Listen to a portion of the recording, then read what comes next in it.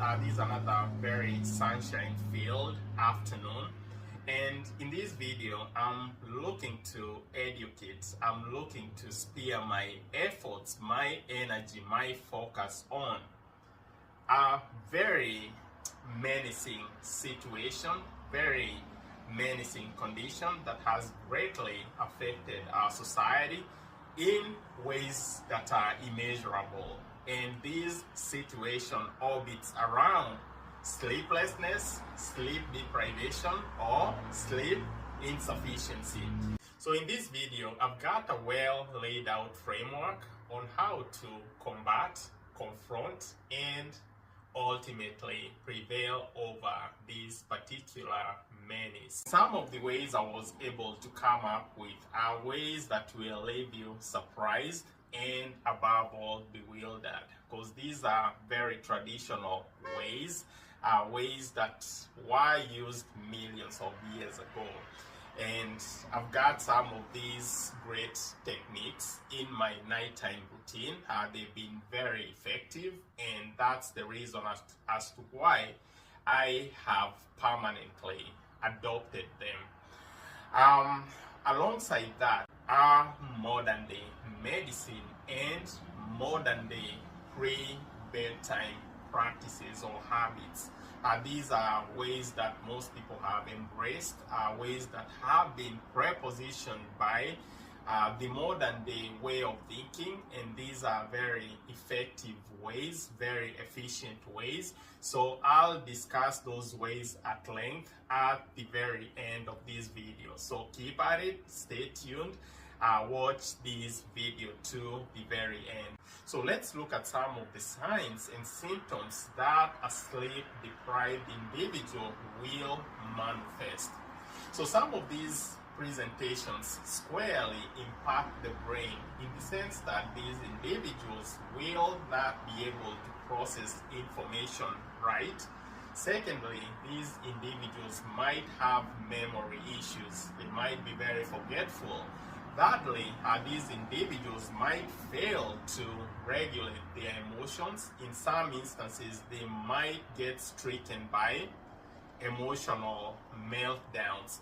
And fourth point is that some of these individuals might present with acute mood swings. Just don't want to be around them because they might smack you with some cursing words, or if not, smack you with weird, awkward facial expressions.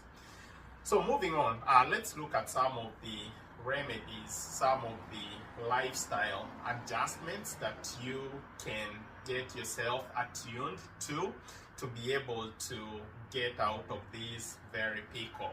So some of these ways are great ways. These are some of the ways, again, that I've used, and trust me, they work for me, and I strongly believe they will work for you. So the number one technique to help you navigate this very rough patch is by creating a very calming bedroom ambience. That in itself would mean to dim up very bright, very glistening lights around, and by so doing, that should be able to just leave the right amount of light intensity, or if not, actually darkness is more preferable in this particular case for good sound sleep. Second on my list is keep off all forms of stimulant drinks out there, the likes of coffee, black tea, energy boosting drinks, because these drinks are highly caffeinated, and the kind of effect caffeine has on the brain, it's pretty much to bring about these insomniac symptoms. So stay away from that, and by so doing, that should be able to give you an opportunity to hit the slumber land with, it's called good landing, right? So that on my list is a practice that many people might disagree with me or agree with me, and this has to do with keeping away your digital devices. Oftentimes, people have this habit of either over consuming social media right before bedtime. I want to tell you boldly that that's not a healthy lifestyle. Yeah, key discernment to take in here is that you're trying to slow down your brain, so you just don't want anything that might flare the brain activity, right?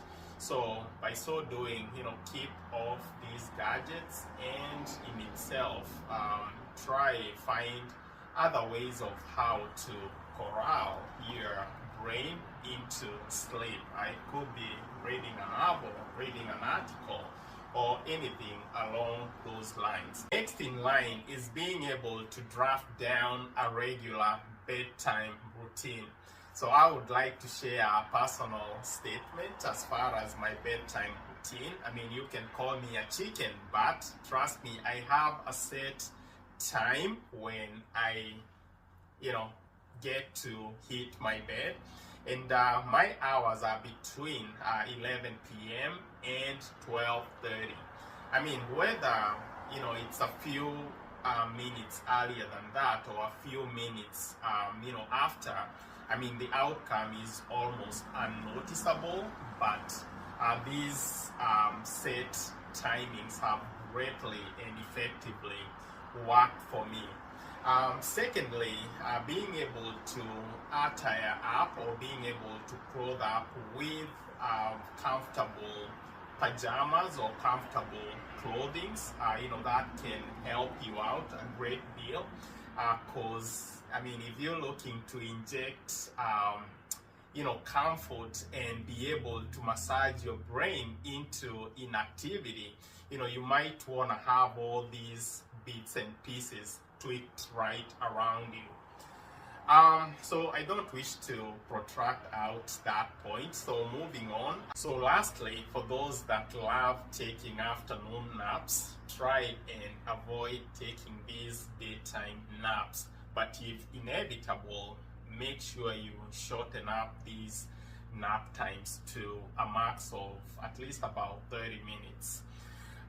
So moving on, there's some very traditional methods, some traditional tactics that you can bring on board to improve your quality of sleep. The first traditional technique include pounding a glass of warm milk. Milk seems to have an effect as far as stimulation of sleep-inducing hormone. So milk, a glass of warm milk, go out for that when you feel impacted by these insomniac episodes.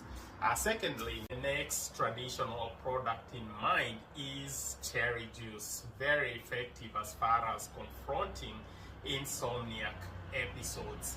Thirdly, another product in mind is chamomile tea, rich in flavonoids, very effective as far as helping your brain connectivity to ease into inactivity, if that makes sense. So this is one of those teas that are recommended right or prior to bedtime hours.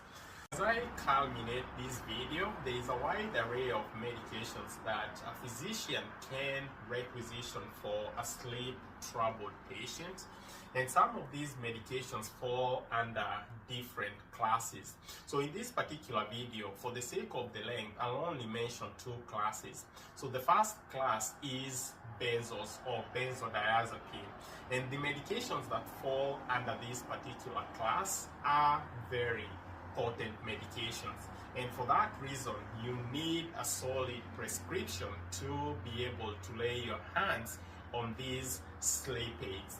These medications come on different potency, so your healthcare provider should be able to analyze your needs and see what best fulfills these particular needs. The last class of medication under these very huge trio of sleep aids are medications called OTC medications. With these medications, you don't need a physician prescription.